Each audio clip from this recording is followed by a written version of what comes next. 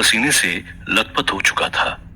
Jailer के office का central AC भी राहुल के पसीने को सुखा नहीं पा रहा था। ये पसीना राहुल को डर की वजह से छूट रहा था या नरक दूध की गुफा से आ रही उबलती कढ़ाई की गर्मी थी, ये तो राहुल भी नहीं जानता था। राहुल पता भी नहीं करना चाहता था, क्योंकि नरक दूध के डर से उसने अपनी आंखें बंद कर ली थी। बस उसके कानों में सिर्फ दो आवाजें गूंज रही थी। एक थी नरक दूध के हंसने की और दूसरी थी उस चूहे की जो इस वक्त किसी किताब को कुतर रहा था। राहुल मन ही मन ये सोच रहा था कि किसी भी तरह से वो चूहे तक पहुंच जाए और खुद को नरक दूध की आग से बचा पाए। और तभी नरक दूध से निकल रही गर्म आग की तपन बढ़ने लगी। राहुल समझ गया था नरक दूध उसके नजदीक आ रहा है। राहुल के लिए मानो वक्त थम सा गया था। इससे पहले नरक दूत राहुल तक पहुंच पाता, उस चूहे ने किताबों की ढेर पर चढ़कर एक लंबी छलांग लगाई और उसी वक्त राहुल ने अपनी आंखें खोल उस चूहे को अपने हाथों में जकड़ लिया। नरक दूत अपने सामने से राहुल को गायब होता देख चौंक गया। राहुल वहीं था, बस नरक दूत उसे देख नहीं सकता था। नरक दूत ने गुस्से में आग बबूला होते हुए उसी जगह पर अपना पंजा मारा, पर राहुल तब तक वहां से हट चुका था और बड़ी ही सावधानी से वो जेलर के ऑफिस के बाहर चला गया था और छोड़ गया था उस कमरे में नरक दूत को, जो एक जंगली शेर की तरह गुर्रा रहा था। ऑफिस से निकलते हुए राहुल ने मन में सोचा, इस बार तो तू बच गया राहुल, पर अगली बार गलती की तो नरक दूत तुझे छोड़ेगा नहीं। ये सोचते हुए राहुल जेल की गलियारों तक पहुंच गया था, जहां अभी भी रात का अंधेरा और सन्नाटा पसरा हुआ था। पर उस अंधेरे में कोई था जो राहुल का बेसब्री से इंतजार कर रहा था, और वो था यादव, जो अंधेरे को चीरते हुए राहुल की तरफ आगे बढ़ा। राहुल ने मायूसी से अपना सर हिलाते हुए कहा, महिपाल का सेल नंबर नहीं देख पाया, वहां नरकदूत आ गया था। पर यादव के दिमाग में कुछ और ही चल रहा था। यादव ने सोचते हुए कहा, अब बहुत देर हो गई है, उसे जेल से छुड़ा नहीं पाएंगे। राहुल ने हड़बड़ाते हुए कहा, तो फिर हम कैसे? अगर उसे बचा नहीं पाए तो अपनी जिंदगी वापस पाने का आखिरी मौका हम खो देंगे। यादव ने गहरी आवाज में कहा, अब बस एक ही चारा है, हमें महिपाल को फांसी के मंच से ही बचाना होगा। इससे पहले राहुल अपना अगला सवाल दाग पाता, यादव ने मुड़ते हुए कहा, तू भूल गया राहुल, हमारे पास भी नरकदूत की कुछ शक्तियां हैं, उन्हीं का इस्तेमाल करके मैंने फांसी के कमरे का पता लगा लिया है। दूसरे माले का सबसे आखिरी कमरा, पर तू ही वहां जा सकता है, क्योंकि मेरी आईडी तेरी शक्ल है। अब तब तक मैं सीसीटीवी कैमरा को संभालता हूं। यादव ने चिल्लाते हुए कहा, सोच क्या रहा है, जा, हमारे पास ज्यादा वक्त नहीं है। अगर हमें हमारा शरीर वापस मिल जाता है तो शायद मैं तुझे माफ कर दूं। राहुल ने अपने कदम दूसरे माले की तरफ बढ़ाए, पर जाने से पहले मुड़कर राहुल ने यादव की तरफ देखा और एक स्माइल के साथ वहां से चला गया। राहुल के जाते ही यादव ने अपनी उंगली सीसीटीवी कैमरा की तरफ उठाई और अचानक से कैमरा से बिजली की चिंगारी से निकलने लगी। राहुल भागते हुए येड़वाड़ा जेल की दूसरी मंजिल के आखिरी कमरे तक आ पहुंचा, जहां एक लकड़ी के ब्लॉक के पास एक लीवर था, पर उस कमरे में कोई और मौजूद नहीं था। राहुल ये देखकर चौंक उठा और सोचा, महिपाल की फांसी का वक्त तो हो गया है, फिर यहाँ कोई क्यों नहीं है? क्या महिपाल को आज फांसी नहीं होने वाली? और तभी उस लिवर पर राहुल की नजर पड़ी, जिस पर जंग लगा हुआ था। राहुल की आंखें फटी की फटी रह गई। उसे एहसास हो गया कि यादव ने गलत कमरा देख लिया है।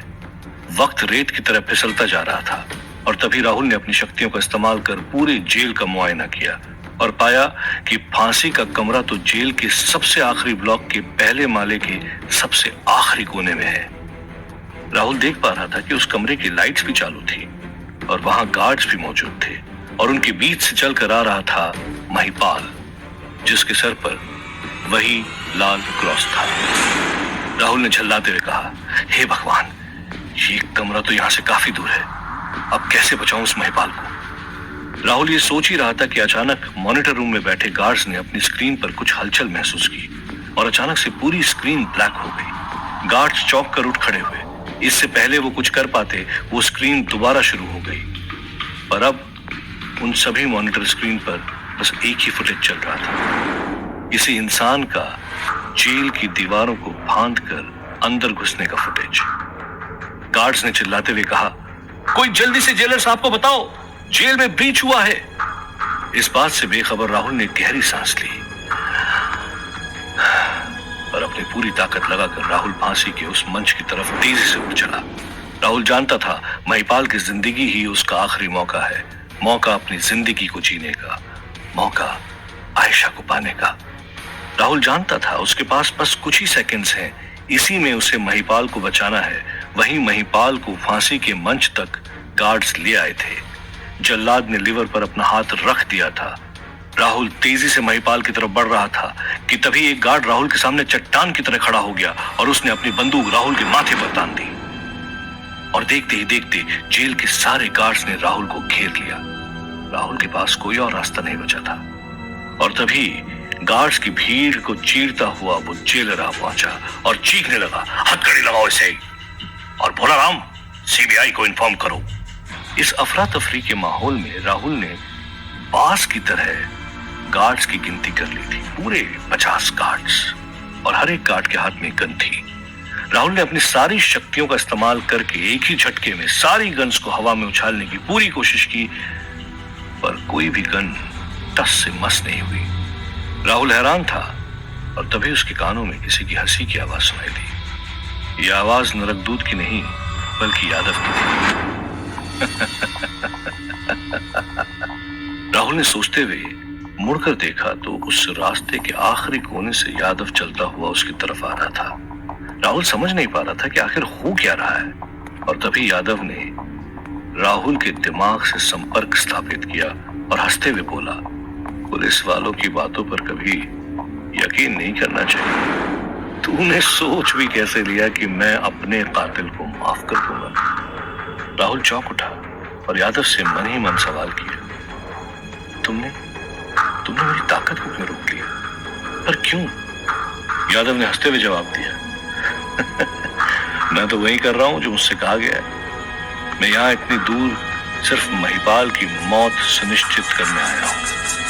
राहुल ने बेचैन होकर पूछा, क्या? पर मास्टर ने तो हमें महिपाल को बचाने के लिए कहा था। ये सुनते ही यादव जोर जोर से हंसने लगा और कहा, मैं मास्टर की नहीं, नरकदूत की बात कर रहा था। पर तेरी दाद देनी होगी राहुल, तुझे गुमराह करने के बाद भी तू सही कमरे तक पहुंच गया। राहुल ने झल्लाते हुए कहा, तू बहुत बड़ी गलती कर रहा है यादव। तू नहीं चाहता कि हम अपने अपने शरीर में वापस चले जाएं? यादव ने गुर्राते हुए कहा, चाहता हूं, पर मुझे उस मास्टर पर रत्ती भर भी भरोसा नहीं है। वैसे भी मेरा और मास्टर का 36 का आंकड़ा है। एक पुलिस वाला कभी एक मुजरिम पर भरोसा नहीं कर सकता। वहां खड़े जेलर और बाकी गार्ड्स बस राहुल और यादव को घूरे जा रहे थे, और तभी एक कांस्टेबल ने जेलर से कहा, सर, ये दोनों तो इतने गार्ड से भी नहीं डर रहे। जेलर ने सहमते हुए कहा, सीबीआई कब तक आएगी? इन दोनों को वही लोग संभाल सकते हैं, हमारे बस की बात नहीं है। जेल में मौजूद हर एक गार्ड के दिल में डर था, डर कि अगले पल क्या होने वाला है। पर राहुल के दिल से डर निकल चुका था। यादव भी ये बात जानता था, इसीलिए उसने राहुल को सच बताया। नरकदूत बचाएगा मुझे, मेरी कल उससे डील हो चुकी है। राहुल ने चौंकते हुए कहा, कल? पर कल तो तुम मेरे साथ ही थे। यादव ने हंसते हुए कहा, तुझे क्या लगा मैं हाईवे पर लेट क्यों पहुंचा और भूल गया आयशा के बारे में? तेरा सच्चा प्यार आयशा, जानता है वो घर पहुंची भी या नहीं? ये सुनते ही राहुल गुस्से से आग बबूला हो गया और एक ही पल में राहुल यादव की तरफ लपका।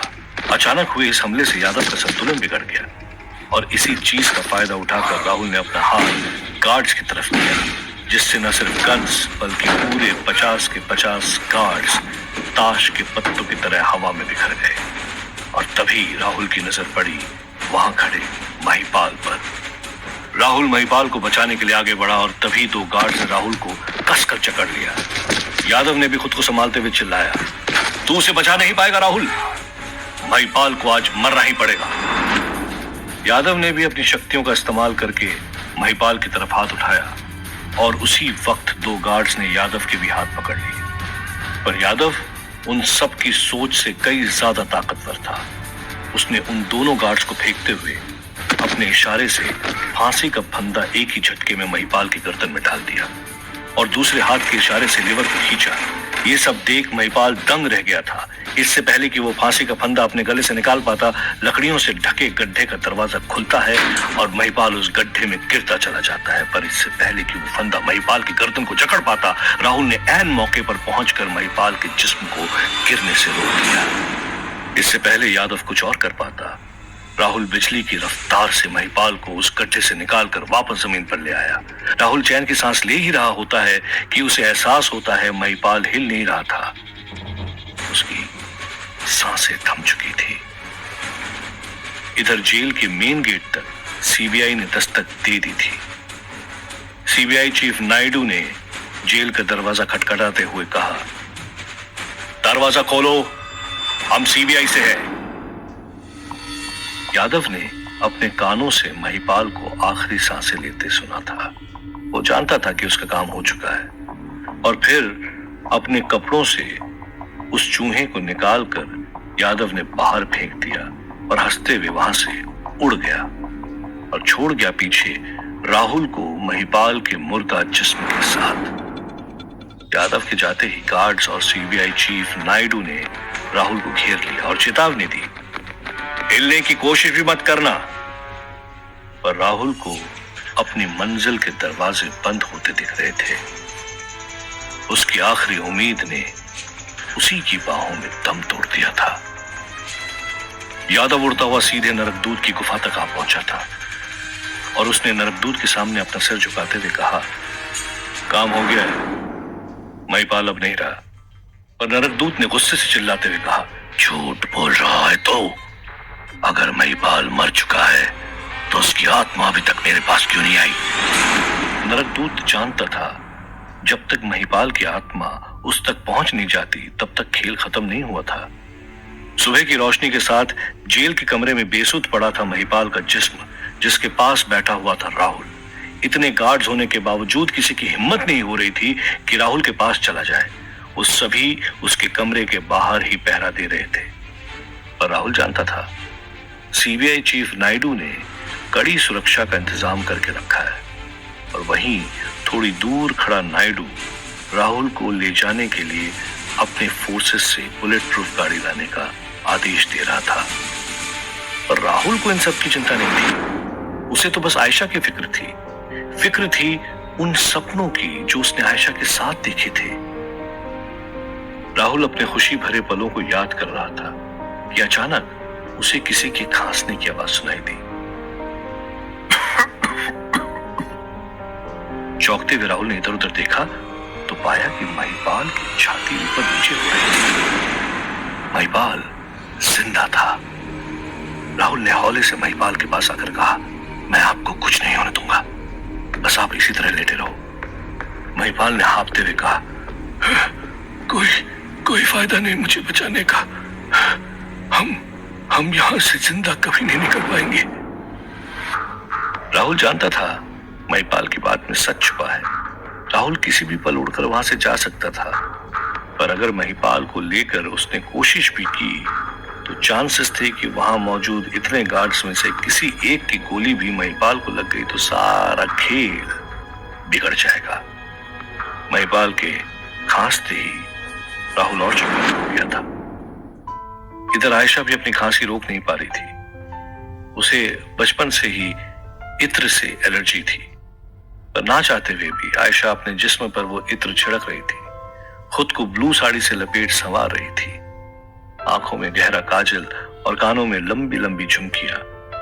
और फिर आयशा ने वो चीज उठाई जो कमिश्नर ने उसे देते हुए कहा था, ये सबसे जरूरी चीज है और तुम्हारा आखिरी मौका है राहुल को पाने का। अप्सराओं की तरह तैयार होकर आयशा उसी जंगल तक आ पहुंची थी जहां कल उसे यादव जबरदस्ती लेकर आया था।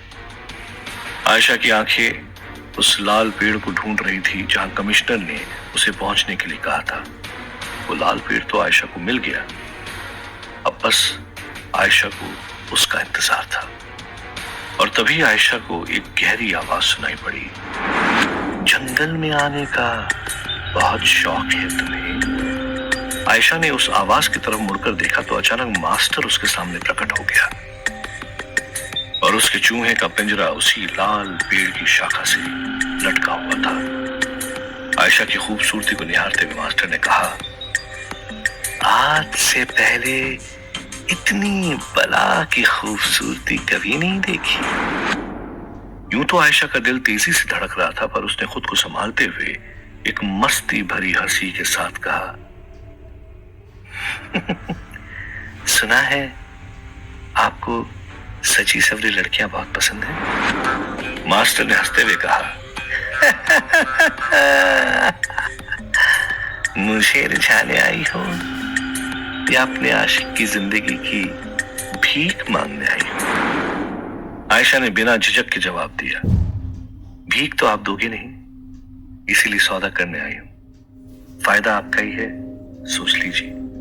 मास्टर ने उत्सुकता से आयशा की तरफ देखते हुए कहा, मुझे ऐसी लड़कियां पसंद है जो सीधे मुद्दे की बातें करती हैं। आयशा ने गहरी सांस ली। वो जानती थी जितनी देर वो ये खेल खेलेगी उतना ही मौका उसे मिलेगा राहुल की जान को बचाने का। जेल की तरफ तेजी से आ रही बुलेट प्रूफ गाड़ियों की आवाज राहुल सुन सकता था। वो जानता था अब उसके पास ज्यादा वक्त नहीं बचा है। और तभी राहुल को अपने अंदर छुपे चूहे के मिनमिनाने की आवाज आई। राहुल ने चूहे को अपने हाथ में लेकर उसे घूरा। उसे ऐसा लगा जैसे ये चूहा राहुल से कुछ कहना चाहता है। राहुल ने उत्सुकता से पूछा, क्या तुम मुझे कुछ कहना चाहते हो? ये सुनते ही वो चूहा राहुल के हाथ से कूदा और पास की दीवार में बने एक छोटे से गड्ढे में चला गया। पहले तो राहुल बौखलाया और फिर उसने अपनी आंख का इस्तेमाल करके उस गड्ढे को ढंग से देखा तो पाया कि ये गड्ढा एक पाइप तक जाता है जिसका दूसरा सिरा नदी में जाकर मिलता है। राहुल को महिपाल को सही सलामत बचाने का रास्ता मिल गया था। बिना टाइम गवाए राहुल उस दीवार तक गया और अपनी शक्तियों से उस दीवार को पिघलाने लगा। इससे पहले गार्ड्स राहुल को नोटिस कर पाते, राहुल ने तुरंत ही उस दीवार को पिघलाकर उस पाइप के सिरे को पकड़ लिया था और बिना वक्त गवाए एक हाथ में महिपाल को उठाया और उस पाइप के अंदर चल पड़ा। राहुल अपनी मंजिल के करीब था, इस बात से बेखबर कि आयशा के दिमाग में कुछ और ही चल रहा था। दूसरी तरफ आयशा ने भी अपनी चिकनी चुपड़ी बातों में मास्टर को फंसा लिया था। और फिर सिसकियां लेते हुए आयशा ने मास्टर से कहा, आपको जिसका इंतजार है वो वहां है। मास्टर उस तरफ देख ही रहा था कि फौरन आयशा ने अपनी साड़ी से वो नीला खंजर निकाल लिया था जो उसे कमिश्नर ने देते हुए कहा था, ये कोई आम खंजर नहीं है आयशा, इसमें जादुई शक्तियां हैं जो काफी है मास्टर की जान लेने के लिए। बिना वक्त गवाए आयशा ने खंजर को मास्टर की पीठ में घोंप दिया। मास्टर सहम चुका था और धीरे धीरे उसका जिस्म राख में बदल गया। एक तरफ आयशा ने राहुल की जान बचाने के लिए मास्टर को छुरा घोंपा, वहीं दूसरी तरफ अपने प्यार आयशा के साथ जीवन बिताने का सपना देख रहे राहुल ने महिपाल की जान खतरों से बचाकर वो उसे मास्टर के पास ला रहा था।